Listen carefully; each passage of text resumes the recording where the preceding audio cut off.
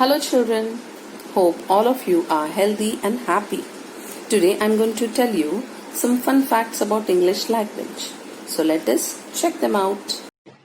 Did you know that of all the words in English language, the word set has the most definitions? Almost is the longest word in English language with all the letters in an alphabetical order. Rhythm is the largest English word without a vowel. English language is the most spoken language in the world. The two most common words in English language are I and you. 80% of the information stored in computers worldwide is in English. E is the most commonly used letter. So you all must be thinking why teacher is telling about this fun facts of English language. It's because we are going to learn about some funny things about this language through the poem Why English is So Hard, because this makes poet a bit confused. So let us find out how is this language so tricky. Lesson number 12, Why English is So Hard. Let us read this poem before. We'll begin with a box and the plural is boxes. But the plural of ox should be oxen, not oxes. You may find a lone mouse or a whole lot of mice. But the plural of a house is houses, not highs. If the plural of man is always called men, why shouldn't the plural of pan be called pen? And I speak of a foot, and you show me your feet. But I give you a boot. Would a pair be called beat? That one may be that, and three may be those. Yet the plural of hat would never be hose. The masculine pronouns are he, his, and him. But imagine the feminine she, she's, and shim. So our English, I think you will all agree, is the trickiest language you ever did see. To tell you that English is a tricky language, the poet gives you the example of one word, that is box, and he tells you that box ka plural is boxes. So why not ox ka plural is oxes and it is oxen? How it is possible? The next stanza goes this way. You may find a lone mouse or a whole lot of mice, but the plural of a house is houses, not highs. Here the meaning of lone is only one. So the poet is saying the plural of mouse is always mice.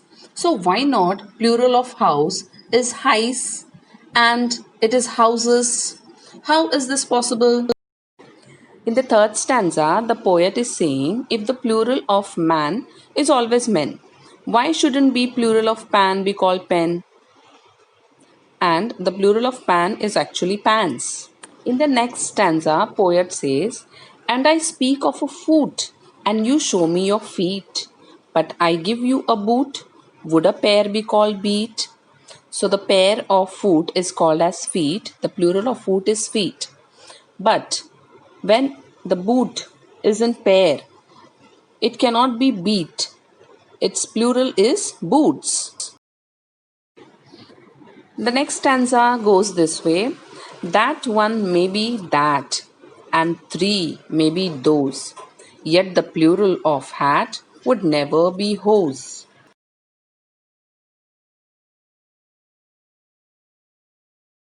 Here, poet wants to say that the plural of that is those. Then why not plural of hat will be hose? But it will be wrong. The plural of hat is hats.